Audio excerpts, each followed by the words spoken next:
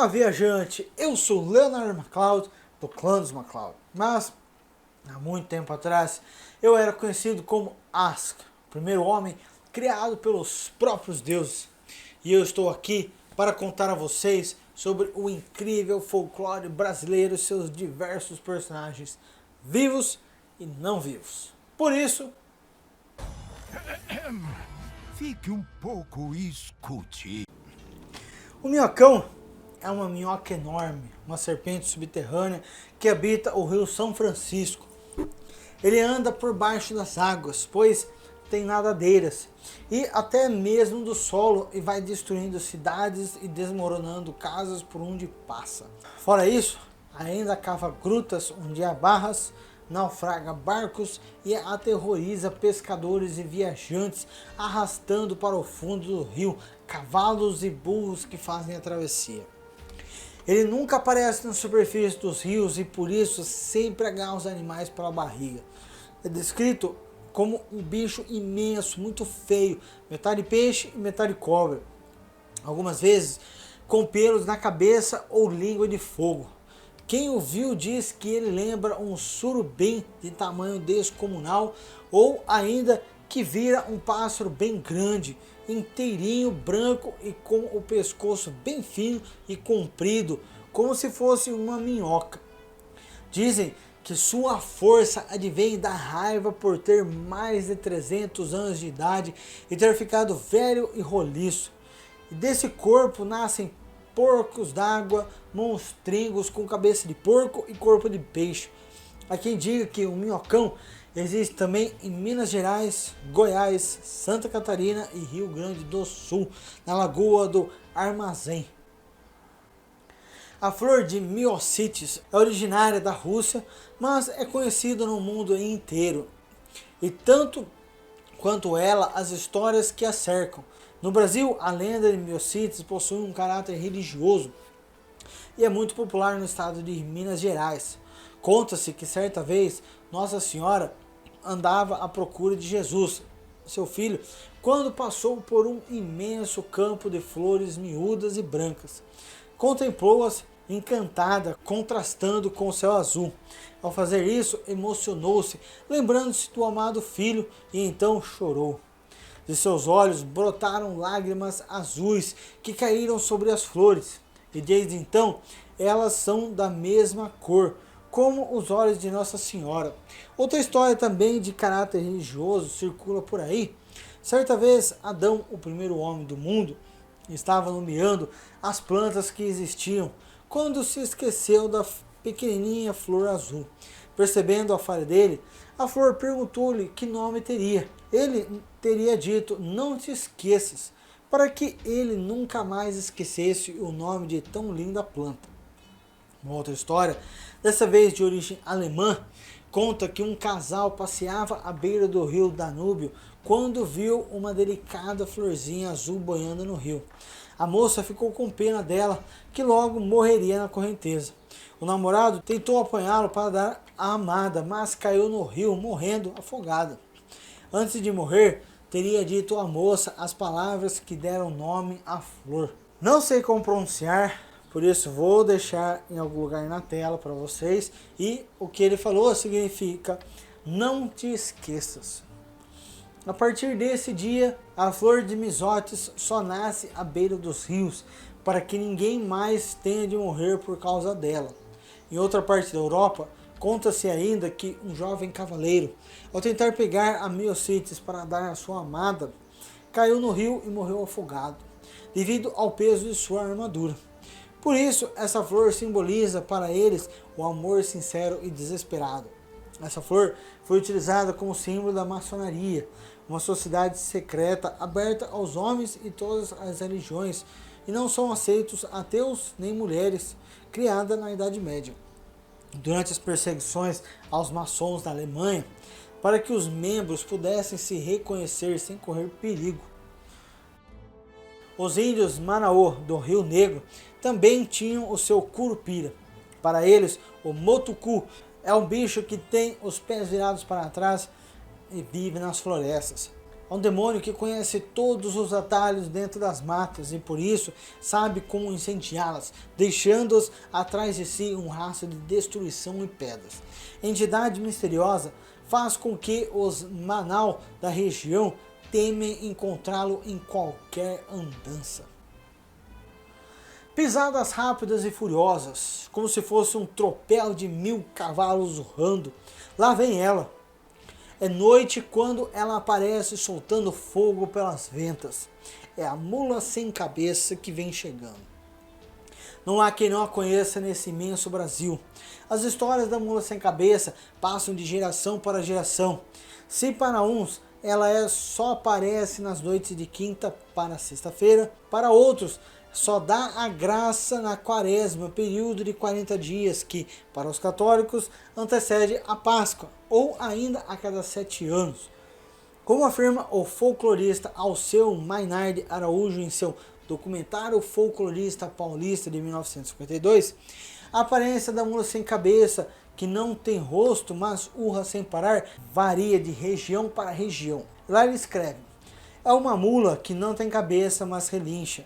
É um animal quase negro, com uma cruz de cabelos brancos, tem olhos de fogo, tem um facho luminoso na ponta da cauda, geme como uma criatura humana, ou não geme, relincha, e ao terminar, geme como se morresse de dor. Além disso, há quem diga que ela tem uma faixa branca no pescoço. Para outros, na verdade, a mula é invisível, lembrando o personagem Cavalo Fantasma. E ninguém pode vê-lo, só ouvi-lo.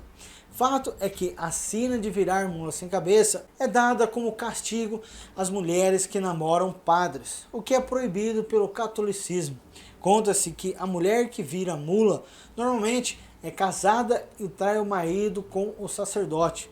Então, quando é meia-noite em ponto, ela se levanta da cama, pula a janela e deixa o marido dormindo para cumprir a sua má sorte.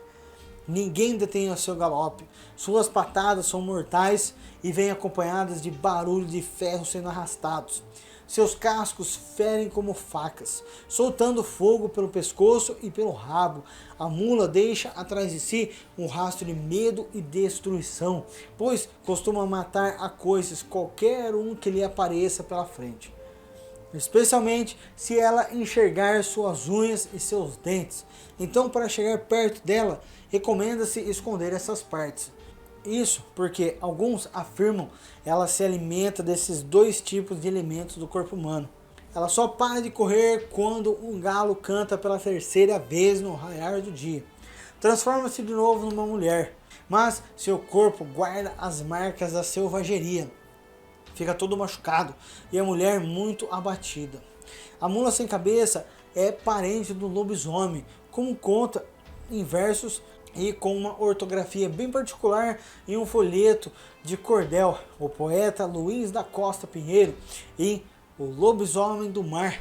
Ele escreve: dizem que a burra de padre é muito mais perigosa que desencantá-la. Não é de graça nem prosa, só corre com tinideira, é danada de coceira e de presença horrorosa. Dizem que ela se gera de uma famosa concubina, namorada de um padre, que maculou a batina. Por causa da maldição, se vira nessa visão, que é assim tão ferina. O fantasma é um monstro, uma visão do luar. Quando aparece ao cristão, põe-se a se envergar. Para o lado do cristão, se ele não correr, então terá que se assombrar. Desse modo semelhante ao lobisomem, a mula sem cabeça deve correr por 7 cidades sempre que sair, e para livrá-la do encanto só tirando seu sangue, mesmo que seja apenas um pouquinho. Outra maneira é retirar o freio que ela carrega no pescoço, que está sempre sujo de sangue de seus dentes invisíveis. Mas, como ela é muito rápida e feroz, essa possibilidade é bem remota. Quando o encanto se quebra, dizem que ela volta a ser humano e aparece completamente nua, pois só assim poderá ser devidamente castigada por seu mal feito. Para que ela não se transforme novamente, ou não se transforme nunca em mula, o padre deverá amaldiçoá-la 7 vezes antes de começar a missa. Outros dizem que é na hora de consagrar a hóstia santa antes de tocá-la. A relação da figura da mula com o padre é antiga. Era muito comum que os sacerdotes andassem montados em mulas para se locomover, uma vez que os cavalos eram usados para transportar os soldados.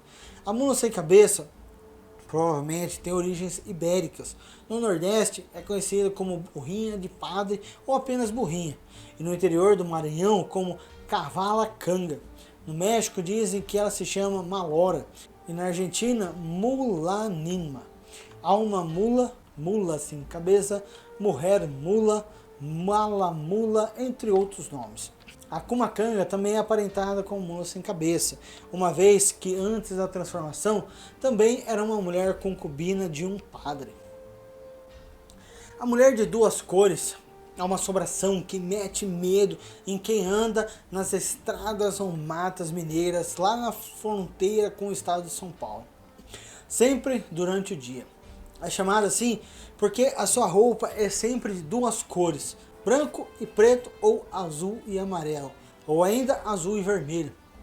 Ela não fala, não canta, não grita, não resmunga, apenas atravessa os caminhos dos viajantes, pisando bem de leve, sem nunca colocar os calcanhares no chão. Ninguém olha para ninguém, nem para o lado, anda bem rápido e carrega uma trouxa embaixo do braço direito. Dizem que ela é um medo em pessoa. Voltaram, né? Isso é tudo por hoje, porém existem muitos contos incríveis para contar. Antes de sair, não esqueça, primeiro, se você não faz parte do clã, clica no botão inscrever-se para fazer parte do clã. Segundo, deixe seu gostei para que o YouTube saiba que esses contos devem alcançar outros. Dessa forma, você pode ajudar a espalhá-los pelos 4 cantos do reino. Em terceiro lugar, marque o ícone do sininho para que você possa ser notificado sobre novos contos para ouvir. Também me segue nas minhas redes sociais, os links estão aparecendo na tela e na descrição para que vocês possam ficar sabendo sobre os novos contos que eu estou produzindo. E até o próximo conto, que os antigos deuses possam guiá-lo em seu caminho.